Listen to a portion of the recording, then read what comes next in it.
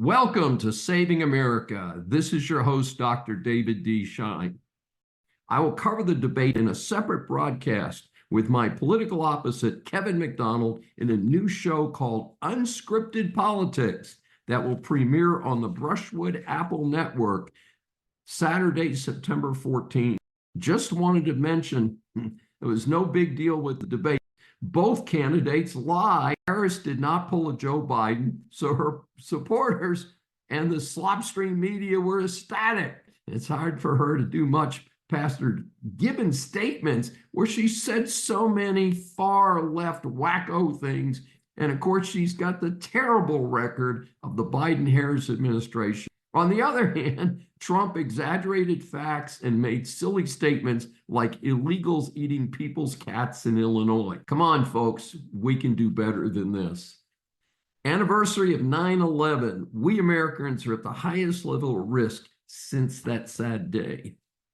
In a sad commentary on the state of our uncontrolled borders and failures and lack of morale in our security agencies, experts tell us that we are in more danger now than on that tragic day on September 11th, 2001. I was in Washington, D.C. on 9/11. I was on the west side of the Washington Beltway. I spent 4 hours trying to drive home, about a 20 to 25-minute drive normally. All the while, I was watching a 5-mile-high black plume of smoke rising from the Pentagon. It was a tough day, folks. Mobile phone service was out. I had friends frantically trying to call me since I had taught classes in the Pentagon in the previous year. I was not in the Pentagon, fortunately, on the day the plane hit, but my friends didn't know what my schedule was, so they didn't know that I was not in the Pentagon. Arriving home the rest of the day, every few minutes, news coverage showed over and over again the video of planes hitting the Twin Towers in New York City. The commentators detailed the horrors of people jumping from the high floors of skyscrapers to their death below. Everything was shut down for days. Washington Reagan International Airport was closed for months. And yet we have the Biden-Harris administration that is so concerned about winning votes that they will not refer to them as Islamic terrorists. Their own people say we are less secure. What have they done about it? We've got a financial mess ahead. Home buyers' required down payment hits a record high under the Biden administration of $67,000, according to a recent report from NAR, National Association of Realtors. This translates into a monthly payment required to afford a median price existing single-family home of $2,303. Incredibly, this is 91% more than the $1,206 monthly payment needed in 2021, just 3 years ago. Therefore, a person needs an income of $110,544 to qualify for a mortgage on a median price single-family home, up from $57,888 needed at the end of the Trump administration. And it's worse on the commercial side. This report is actually from the leftist operation Politico, among other sources. Due to working from home, perhaps an overbuilt situation, office space values are crashing in a number of major markets. Commercial loans tend to be on shorter terms, like 5 to 7 years versus 20 to 30 years for a home mortgage. If these loans come due when the values of these buildings are way down due to vacancies and projected demand, this could be a major problem. One report is that in the last 4 months, 7 office properties were sold at a staggering loss of $100 million each. One Midtown Manhattan office building just sold at a 97.5% discount, discount off the projected market value.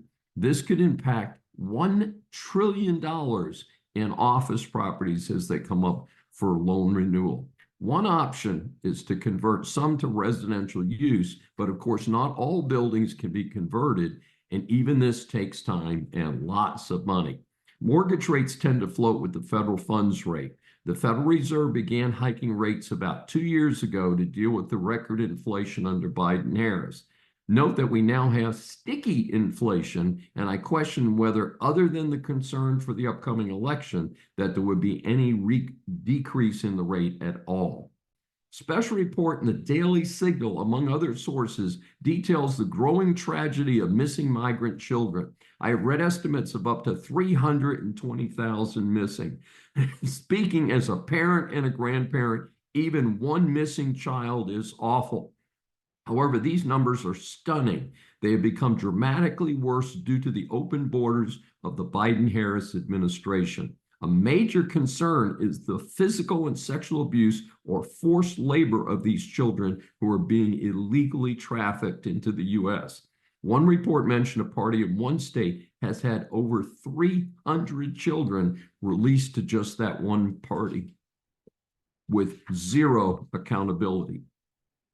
Over 32,000 minors have failed to appear in court, and, quote, as of May 2024, ICE has not served NTAs, notices to appear, on more than 291,000 unaccompanied children.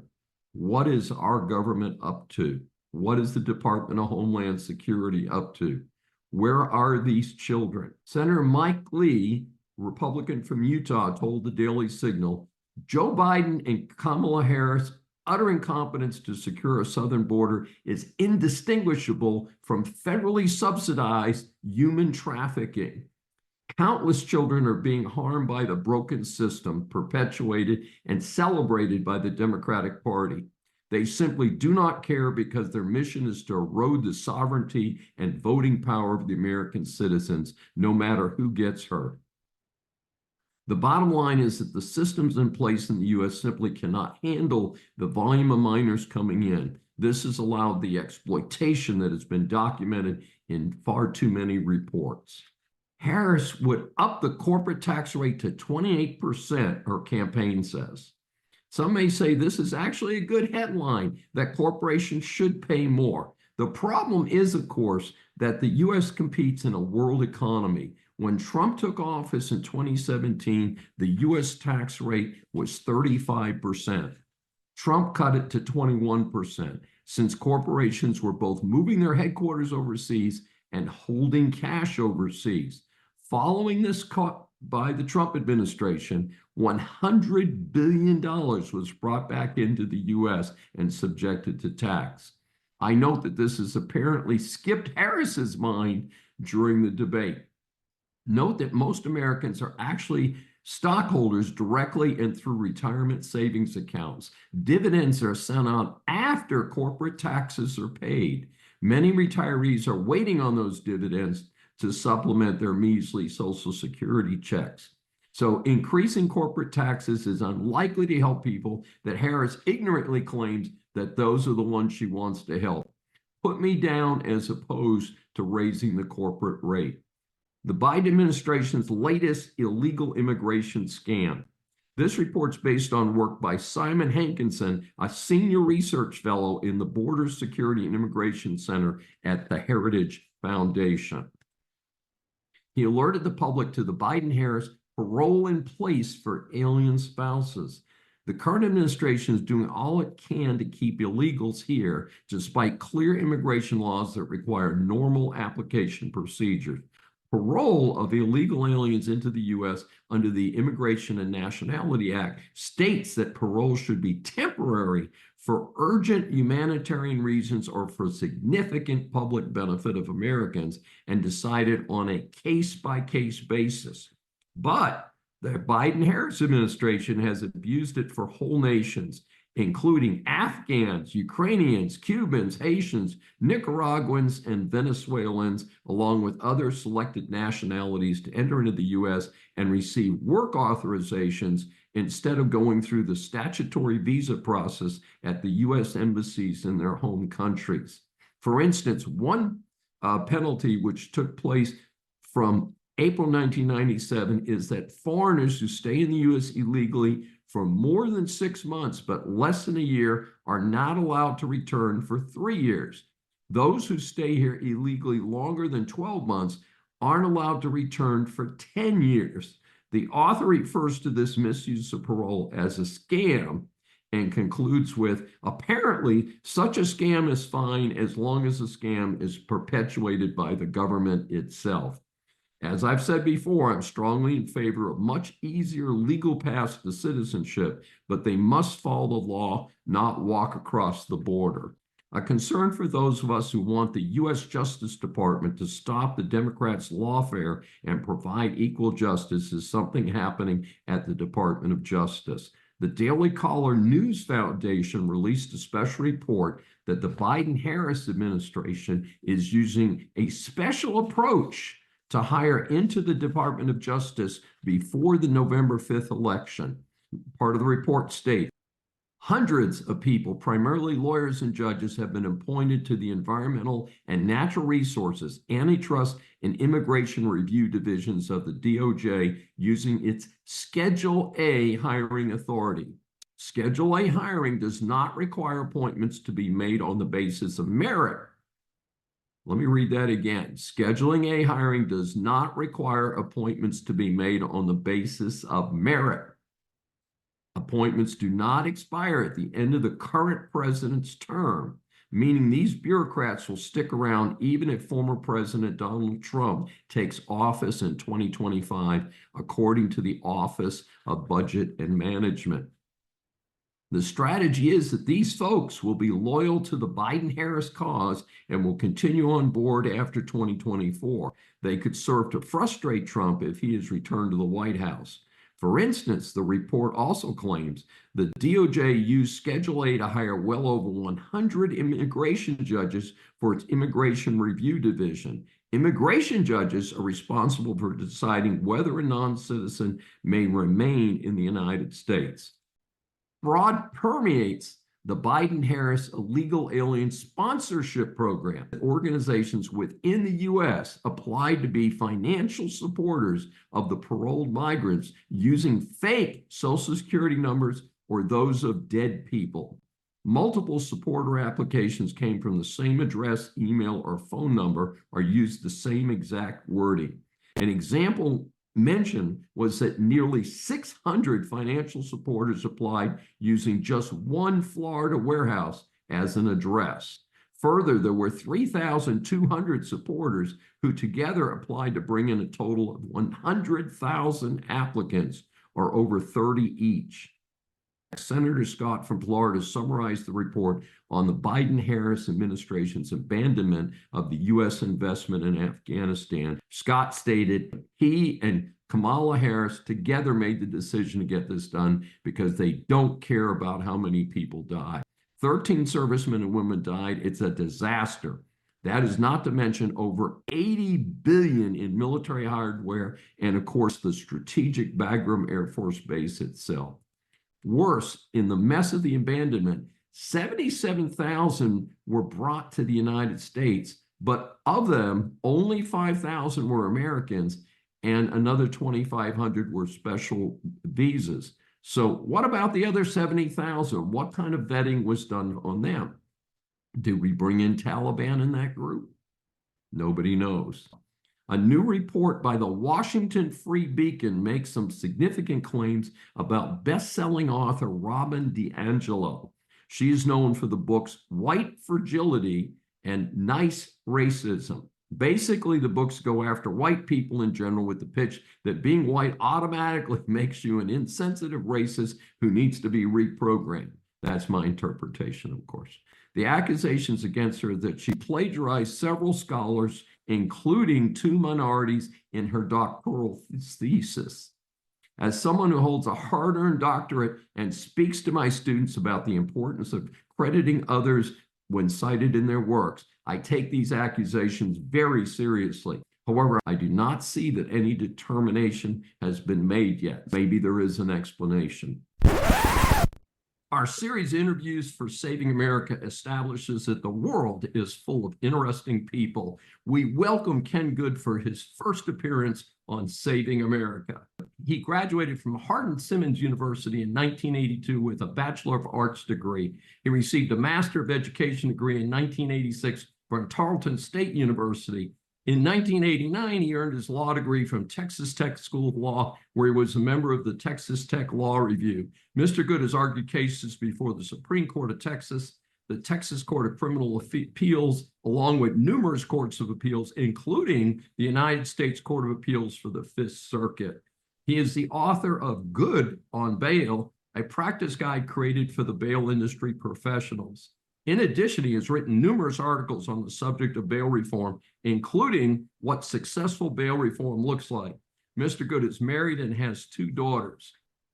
Well, thank you very much for having me. I feel like I'm racing to try to catch up with you after listening to that. Well, sometimes we have to shorten the bios so that we can have enough time for the interview part of the meeting that we have here Hey, on Zoom. the most important thing you said is I'm married and have 2 kids. Yes, well, I'm one notch up. I've got a bunch of kids and I've got 7 grandchildren. You get to the next gen, you start counting the grandchildren. I'm telling you, you're bragging now. You're making me very, very jealous.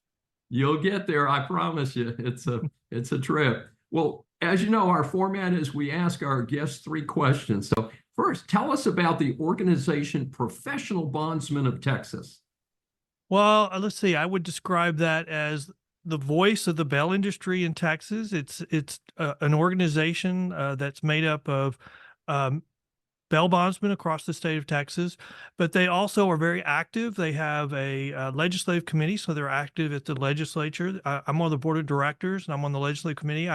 We propose bills to the legislature, and we are a resource to the legislature on bail issues. And we should have an active session coming up. We have other committees that are very active. We have an annual meeting in the next few months, and so we're actively getting ready for that. And so I would describe our organization mostly as a resource to legislatures across the country and the public to educate them about bail-related issues. And I think we have a blog that highlights important stories in the criminal justice area, and we also have our own podcast, which we call the Bail Post.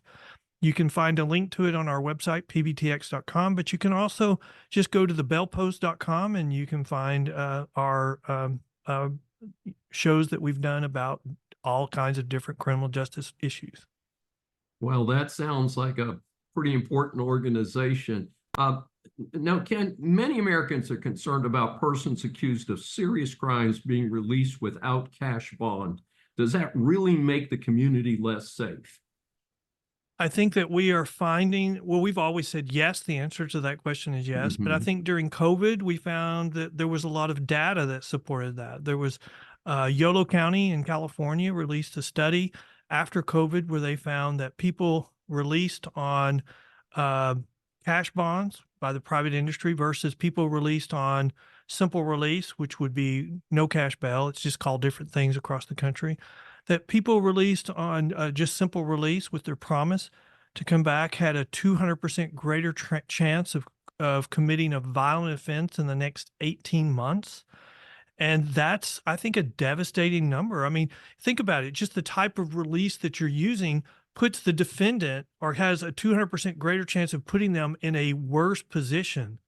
How is that even possible? Well, the way it works is once you're released, the release mechanism determines your rate of return. So, the private industry has the lowest failure to appear rate. These no cash bail systems have a very high failure to appear rate. So if there's an 80% chance, like in all misdemeanor courts in California, because they use simple release, if there's an 80% chance you're not going to come back to court, or that your case is going to be put on hold until you come back because you missed court, well, there's a great risk that is going to create chaos because the same number of cases are being filed on average. And that puts an incredible pressure on courts to just dismiss cases.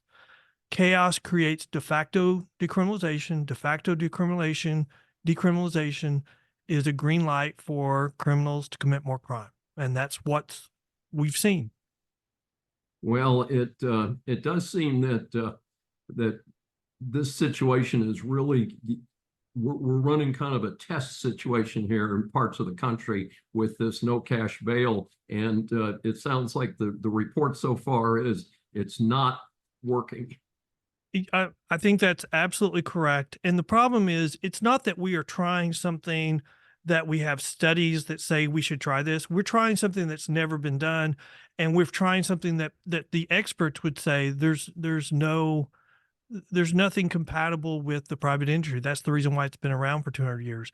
All of these other things we're trying have not been tested. They've never been shown to work, and they have a huge failure to appear rate. But we're doing them anyway, so we're having the same results that we've had in the past. Amazing. And I have to ask kind of an entertainment question as our third question today is, there's been a reality TV show about bail bondsmen. There was a fictional show, Lee Majors, The Fall Guy, where he was a professional stuntman, but when he wasn't doing that, he was out finding people that had skipped out on their bail. And of course, if the accused skips out on their bail, your bonding company still has to pay that cash to the court if they can't deliver the person. So how does what we've seen on television compare with what happens in your day-to-day life? Well, I think the day-to-day life is a lot more boring. There's always a few exceptions to the rule, but let's start with the general stuff. So when you fail to miss court, you get scared. You don't know what's going to happen. So the bondsman calls you, talks to your family, and assures you, hey, this is what you can expect. Come on, we'll walk you back to court. And so I would say a large number of time people just get a call, they trust their bondsman, they go back to court, they get their case back on track pretty quickly. But the problem is, like in Texas, bondsmen don't have the ability to arrest. So we can find them, and then we can call the police and say, hey, we know where the defendant is. There's a warrant for his arrest. Will you come and pick him up? Okay, that's another area. But then there's the people that are, they know what's going to happen to them if they go to court. And so they know they're going to spend some time in the pokey. And so they're not going to come back willingly. And so we have to hire what we would call recovery agents. And I think that some of those are what maybe the extreme cases are what you see television shows about. And that's what people who are paid to go and serve that warrant and take them back into custody. There's been some cases on that recently that are very eye-opening. People crossing state lines with someone, and if they don't have the authority to do that, they get the bond. The recovery agent gets charged with kidnapping under the federal statute. So I think we're becoming very adverse of what we can and cannot do. We don't want to cross the lines, and we don't want to be too aggressive, but we also want people to fulfill their promises to go to court. And if they don't, then we have agreed that we will do everything that we can that's legally possible to get them to court. The bonding companies in Texas cannot arrest, but we can hire private detectives who can. And so that's what happens in the extreme cases if we cannot convince them to come back. Ken W. Good, this has been fascinating. This is such an interesting area. How can our audience get more information about you and about the professional bondsmen of Texas? They can go to our website, pbtx.com. We also have a Facebook page. We have a Twitter account. They're all linked on our Facebook page. We have a YouTube channel. We have, as I've mentioned before, we have our own podcast called the Bell Post. And we have a blog where we highlight all these stories in the criminal justice realm. I think it's so important that we're out here telling this story of how the criminal justice system works, because if you just listen to the advocates for change, I don't know if anyone's telling the story that we're telling, and that is something that's been around for 200 years and why it works and why it works so well. It just does one thing, and it gets people back to court. All you hear is we need to change, we need to be more fair, that what we're currently doing is not constitutional, even though the courts keep saying it's constitutional. And so we're highlighting really the good stories of the criminal justice system, even though all you hear in the news sometimes is the bad. I understand. Well, thank you so much for joining us today. America is broke, and neither political party seems to have the will, the intention, or the plan to fix it. It is time for a change. The United States has been on a spending spree, pretty much covers 6 decades, and times are starting to catch up with them, and it is indeed very concerning. So in early 2018, I released a book called Decline of America: 100 years of leadership failures. The number one reason I wrote that book is the national debt. And it needed fixing then, and boy, does it really need fixing today. The second reason, just to be complete, was the ridiculous deification, as I see it, of Franklin Roosevelt. Frankly, he has placed America, or he did place America, on its current path towards a Marxism socialist approach.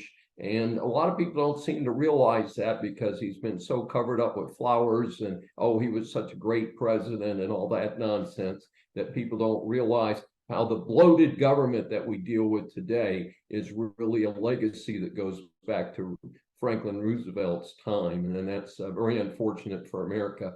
So 6 years roughly since I wrote that book, the official national debt is over $33 trillion. It was a little over $20 trillion at the time I released the book. And in my analysis, I initiate that the national debt is actually a bogus number. The real national debt in the United States at that time, 6 years ago, was $100 trillion, because the figure does not include the shortfall in Social Security and Medicare. I've done a recent piece on published by American Thinker, talking about the fact that we are out of money per the federal government. Nobody made this up. The feds are telling us that Social Security and Medicare are out of money by 2033, maybe even earlier than that. Also, the number does not include pensions for disabled veterans, for regular veterans, and for all of the dole called government pensions that have been dealt out over the last so many years that it's hard to count. And of course, these are the only folks in America, pretty much, with the exception of employees of a few big companies, who actually have guaranteed pensions. Time to cut that back, folks. Time to eliminate federal pensions for employees. And I've been calling on that for at least 6 years, and I call on that again tonight. One of my favorite songs is the song lyrics is the phrase, they're rearranging chairs on the deck of the Titanic. And that's pretty much what we're seeing. And note that the scum in Congress is fighting against just even small reductions. I think the conservative Republicans asked for an 8% reduction and accountability for what money is being spent in Ukraine. And the Democrats in Congress won't even agree to that. Folks, this is ludicrous. I call for a one-third reduction in federal spending. Yes, and that includes an increase in spending for the Department of Defense, although I want them to account for every penny from this point going forward. We cannot continue to use the phrase kicking the can down the road. Folks, the can is too fat to keep kicking down the road. And it's not fair to our children, our grandchildren, and any subsequent generations that manage to survive to that point. We have to fix the national debt now. And come on, Americans, vote out anyone running for office at the federal level who does not commit to massive cuts in federal staffing. Let's eliminate entire agencies. I don't need to go through the list. Department of Education, Department of Homeland Security, lots of these departments are accomplishing nothing today except sitting around, many of them working from home, sucking up big paychecks, big benefits, and unearned pensions. Time to cut it out. What's left is the military. The military has been spending money like a drunk sailor, and that includes, of course, the Ukraine mess. It's time for them to adopt a modern approach to the military. Building massive, expensive aircraft carriers, as I've mentioned recently, is not the way to win the Cold War.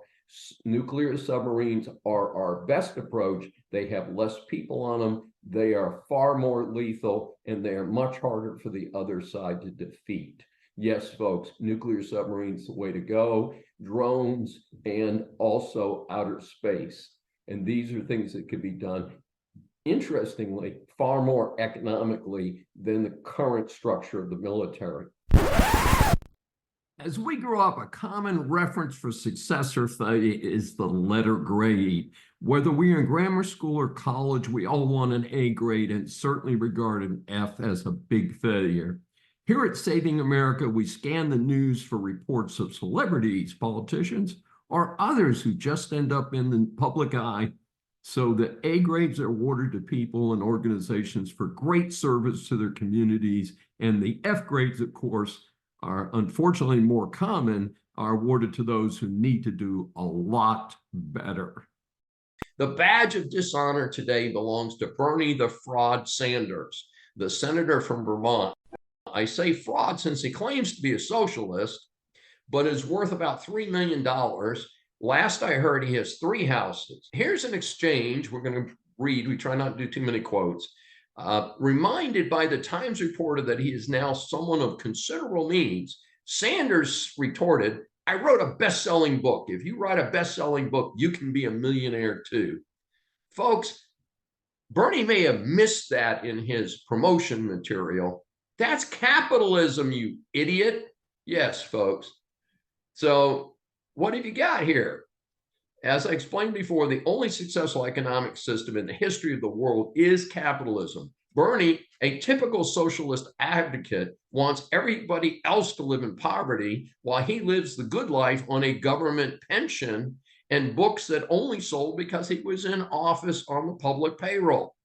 As I explained before, the only successful economic system in the history of the world is capitalism. Bernie, a typical socialist advocate, wants everybody else to live in poverty while he lives the good life on a government pension and books that only sold because he was in office on the public payroll. Bernie has supported communist governments around the world, many of which have subsequently failed. I couldn't find the information on it, but I believe he and his wife allegedly honeymooned in Moscow prior to the end of the USSR. Yeah, not someone I would put on my favorite American list. So is he a socialist, which is oftentimes compared to some of the Northern European countries, or is he just another dirty commie, which is the term that I grew up with during the Cold War, and I believe still applies to people who think communism is a good idea.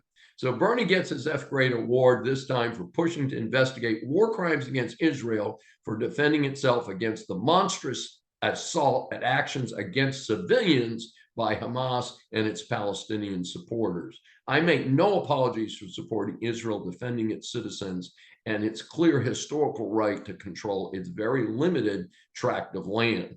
It is sad that the Middle East at this point is really beginning to accept Israel, and we've got the Abraham Accords, which have been very successful, and yet we've got clowns like Bernie causing problems. We've got these protests that are completely out of line. And by the way, Bernie is not only our F grade recipient for being the fake socialist that he is, but he also is honored in a funny sort of way. In my book, Bad Deal for America, he does get a face card, and he is deserving of being in Bad Deal for America and his F grade. Business students, business persons, or consumers, business law impacts much of what you do. This segment is designed to help you get past the headlines on key stories. A federal appeals court has blocked all remaining parts of the SAVE student debt relief plan. In a long-running political battle, the Biden administration and its education department has been trying various approaches to forgiving federally authorized student loans. Some accommodations that he made, for instance, during the COVID pandemic, he suspended payments and interest on loans. These were accepted. On the other hand, following the end of COVID in 2022, he attempted to forgive $400 billion in student loans debt for some 43 million Americans. The Republican attorneys general in various states have resorted to the federal courts to block such programs. The U.S. Supreme Court ruled in June 2023 that as president, he lacked the legal authority to provide such widespread loan forgiveness. Undeterred, Biden announced another round of student loan reductions and forgiveness recently. This program was named Saving on a Valuable Education, or SAVE. It was scheduled to start on July 1, 2024. It was to be an income-based loan forgiveness and loan payment adjustment program. However, early this year, the administration announced a $1.2 billion forgiveness plan described as early application of the SAVE plan. Parallel to his first effort to do so, this produced another round of litigation attempting to stop most of his edicts. Generally, the opponents are Republican states, which have described the previous and current attempts as government-subsidized vote buying targeting younger voters. 7 GOP states, led by Missouri Attorney General Andrew Bailey, went to court to block SAVE. In June, a federal district court judge in St. Louis blocked the education department from granting any further loan forgiveness under the SAVE plan, but declined to block all of the program. Both sides appealed to the district court decision. The 8th Circuit Court of Appeals just put the entire SAVE program on hold until further proceedings can be conducted. The legal challenges to the SAVE plan contain the main argument that the education department exceeded its authority because the program was implemented without the approval of Congress. They claimed that if the Biden administration could cancel debt by defining the terms of income-driven repayment plans just by executive action, this would open the door to much bigger forgiveness programs. A spokesperson has said, the Biden-Harris administration won't stop fighting to provide support and relief to borrowers across the country, no matter how many times Republican elected officials try to stop us. There is a separate court action before SCOTUS to suspend all federal loan forgiveness pending the current lower court actions. The public response has been mixed. Many Americans who have paid their loans in full, and in fact, their adult children have faithfully paid their loans in full as well, resent the government forgiving current loans. The commentary is that this is being done with the tax dollars of those who have already paid their loans. On the other side, many Americans, even some retired baby boomers, still owe on their student loans. This creates an interest in having some type of relief with regard to these loans. So we shall see, folks. The U.S. Supreme Court orders a review of obstruction charges for former President Trump and the January 6th defendants. I would place this case third out of the many major decisions for the 23-24 SCOTUS term. That is due to the impact that it may have on cases pending against the former president, as well as the numerous January 6 defendants. It is estimated that at least half the January 6 defendants were charged with obstructing an official proceeding.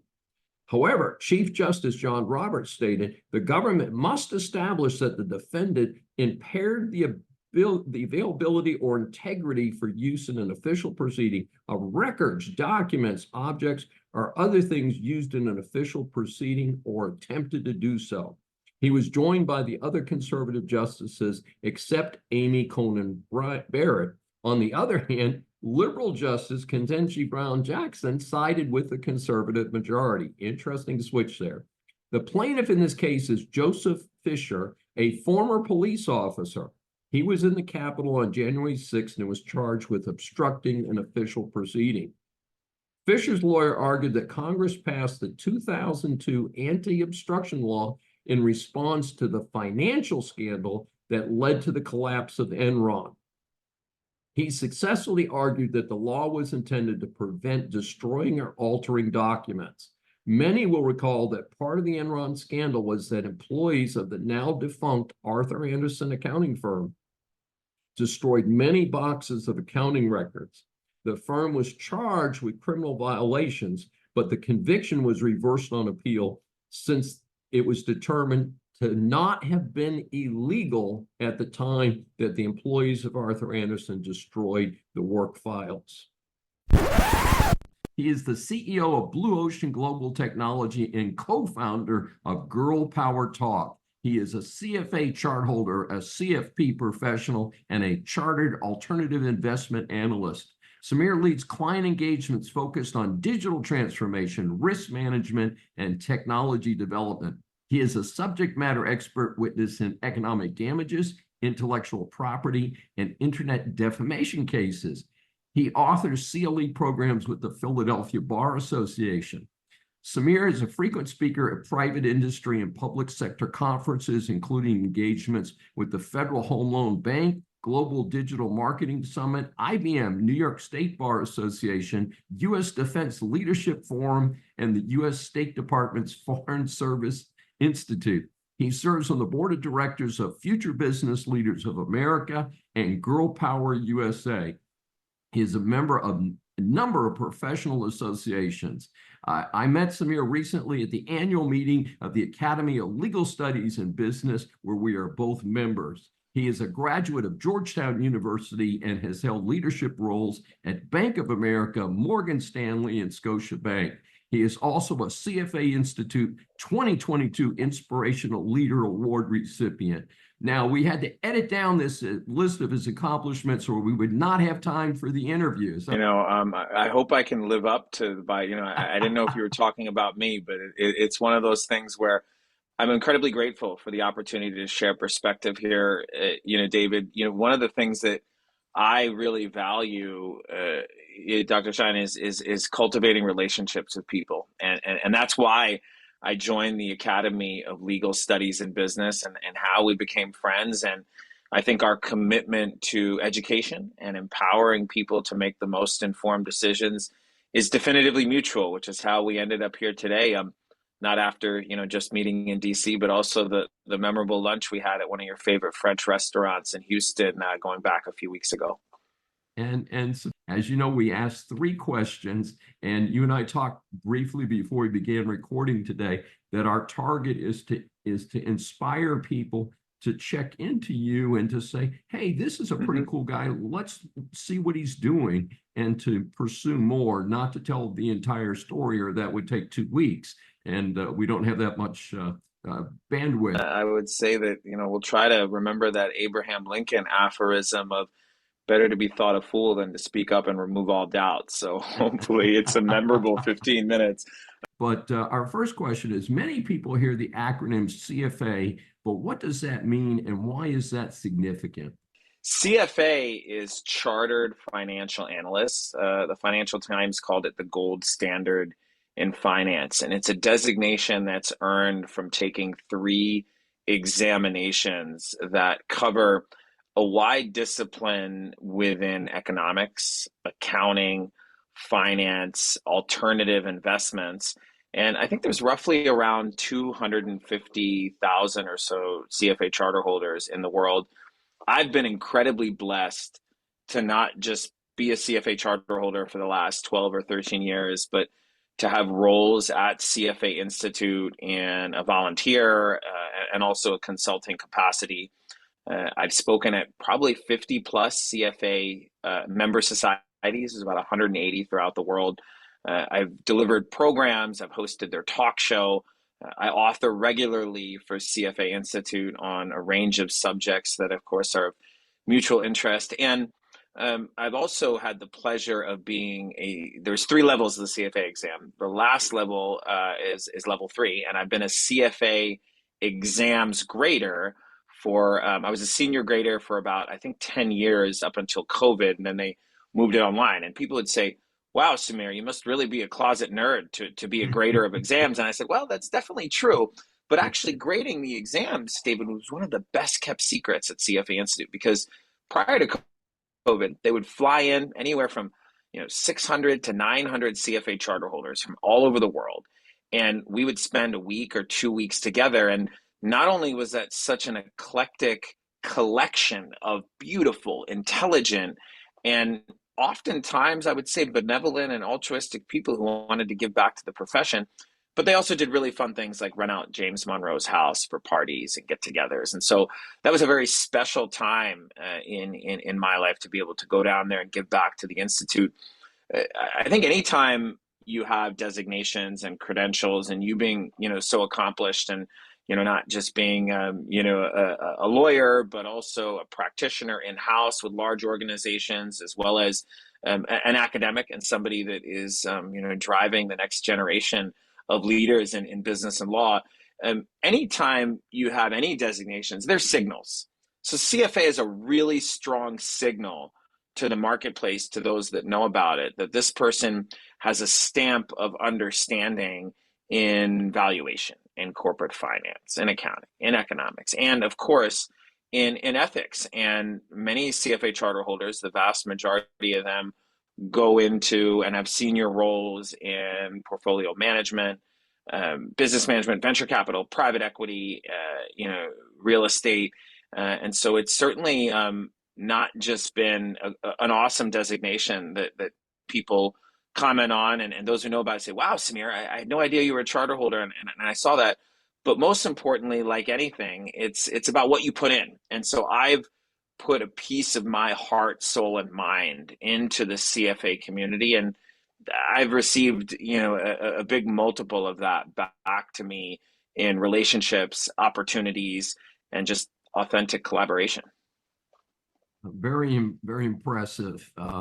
Our second question is, how did you happen to start Blue Ocean Global Technology, and what type of services does that company provide? Yeah, so the joys of entrepreneurship. I always say I'm the chief dishwasher and last one to get paid, first one to fix all the problems. But entrepreneurship is many ways like jumping in the Pacific Ocean, trying to swim across. And I founded a wealth management company, registered investment advisor, and I didn't want to be held back by technology resources. So I did a global search looking for people of character, and I interviewed 100, 150 small businesses in digital marketing, in technology development, looking for some that I could hire for myself to launch our company, as well as for clients and friends. And I came across a couple really good ones, and I formed partnerships with them. I became a client, I referred clients, and I said, wait a minute, I've spent a year and a half, much of that time in the emerging markets, finding some really good partners. I should probably share those resources. And that is the impetus for how Blue Ocean Global Technology was created. And over the last 12 or so years, we've evolved. Of course, we specialize, David, in building, monitoring, repairing digital reputation. So how do you take the trust, goodwill, relationship capital you have offline for your business, yourself, and how do you represent that with authenticity on the internet? So when somebody is referred to Samir and they go and Google him and they read about him and they say, wow, this is somebody I really connect with. And so online reputation management, custom technology development is a core focus. Additionally, we've evolved where a law firm, Nixon Peabody, said to us about 8 years ago, they said, Samir, you've done really good work for our firm.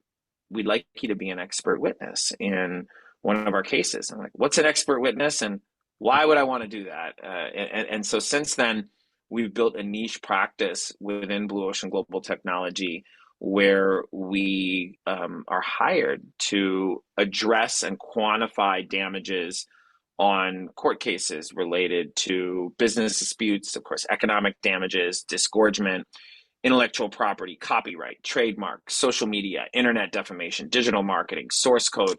So there's a wide range because you can say that we have expertise in different areas. So we're called in by some of the largest law firms in the world, including some in the top 5, of course, by size and revenue, but many boutiques. And we're called in to craft expert reports, to provide litigation consulting services and advise attorneys on how they should proceed. And many times, as they say in my NDAs, to basically do their work and then be able to take on more cases. And that's been a product of the way that we've provided value. And so I think that's not only been a really important source of growth for us, but it's been an opportunity to learn. And just about every expert witness client that we take on, either the client or the law firm or both, ends up working with us in several capacities. And more recently, David, we have moved into federal contracting. We're approved on the SAM platform. We're working on joining the GSA schedule. Blue Ocean Global Technology recently became an 8A certified business, minority-owned business. And so we're working in the federal contracting space as well. Sounds like a lot of fun. And as you know, I'm parallel to you, an expert witness. In my area, of course, is employment law and sometimes academically related things like business ethics and things like that. So I find it an interesting, and I do find it expands your horizons a little bit. And it's an interesting area, but it's so fascinating because there's so many pieces that you have under Blue Ocean Global Technology. But I want to switch gears for our third question. As co-founder of Girl Power Talk, would you please share with the audience what that organization does? And since you are a co-founder, tell us how you came to start it. And as you and I know separately, I'm a huge proponent of equal opportunities for women across the world. And, I'm proud to have women in my life at many different levels who I want to make sure that they have as much opportunity as men do. Yeah, thank you for the question. Girl Power Talk was born out of trends that exist in history, in society, in America, globally. One of them being, for the most of our history, look at all the progress we've made in science, innovation, math, technology, and women have been relegated to the sidelines for a big part of it. And imagine if that wasn't the case. Think about how much farther we may be. So Girl Power Talk recognizes the extraordinary potential of women in business. And so Girl Power Talk was born out of that trend. There's also a huge supply demand imbalance of qualified opportunities for young women, exacerbated in the emerging markets. Africa's 54 countries having 750 million or so people under the age of 28. India having 500 million people under the age of 26, half of them, of course, being women. And so how can we find brilliant young people? And the world has changed so much because of the internet and technology. You look at a young woman in Kampala, Uganda, in Karachi, Pakistan, in Mumbai, India, or in Chandigarh, India, where our offices are, or in Jakarta, Indonesia. And today, she, watches Game of Thrones, knows about Breaking Bad, understands and pays attention to the U.S. political race, and she can actually connect with and relate to perhaps executives and founders and colleagues in the United States in a way that no one ever could have imagined 30 years ago. And so if you take those concepts and you say, you know what, imagine a fictional book, Dr. Schein, where young people are happy and there's intellectual freedom and they're learning, growing, and creating together. And there's a conscious bias towards women. Now imagine making it real. And in many ways, like the Peter Drucker aphorism, culture eats strategy for breakfast. Girl Power Talk was born to reverse engineer a company culture that is innovative, similar to perfection. We strive for it, knowing we can never achieve it. We believe in creating a utopia, knowing we never will, but we'll get closer than anyone else if we believe and we have a healthy balance. And then I also think young people, particularly younger generations, relative, generally speaking, of course, to older generations, they really care about driving social impact and doing good. And many times we reach this why in the road. I got to choose to have a career focused on money, or I'm going to go work for a nonprofit. And we don't believe they should be mutually exclusive. And so Girl Power Talk team members work with our foundation, Girl Power USA, a 501c3 based in the United States. We're building a brand and a culture. It's the absolute best place for young people, especially young women, to learn, grow, and develop. And Girl Power Talk team members across departments, be it our growing legal team led by our chief legal officer, Ashna Dougal, be it in finance, be it in marketing, be it in technology, be it in public relations and content writing. They're provided opportunities to work on real projects with clients direct, or as we started in doing some of the delivery for Blue Ocean Global Technology projects. So the two companies work hand in hand, and you create something called Girl Power Talk. And I never thought that I'd have, I'm just thinking back to a conversation where there was a lead partner in Manhattan at a law firm, and she went to Yale Law School. And she said, Samarian, our assignment was to find the best expert with the most case history experience. And you've got a page, which is pretty good, better than most. And I found two other people, one had 2 pages, one had a page and a half. And so technically I'm supposed to go with them. But before we start this interview, I want to say that we're going to hire you. I read a lot about you, and I'm someone who always said I'd give back to women, and I don't think I do enough in terms of impact and projects. And then I'm successful now. I'm leading this law firm, and I look at you, and you're a man that is spending a considerable amount of time in his life to provide opportunities and do the things that I always said I want to do, should be doing. I'm not. And so at the very least, I think in becoming friends with you, maybe we can work on some of those things together. And I also watched some of your keynotes, and I think you'd probably be better on the stand than these other experts. So that's my disconnect. But I never thought that creating something like that could be an asset in connecting with people, because, it's so easy, when it's real. And so that's a little bit about, Girl Power Talk. And I know I've masterfully used my ears and mouth disproportionately, but I hope that helps for your audience as well as you. Samir Samal, you are a great guest, and we've enjoyed having you here. How can our audience get more information about you and these various ventures? Sure. One is there are 3 respective websites. There's Blue Ocean Global Tech, TECH.com. Then there is girlpowertalk.com and girlpowerusa.org. And those represent, these 3 organizations.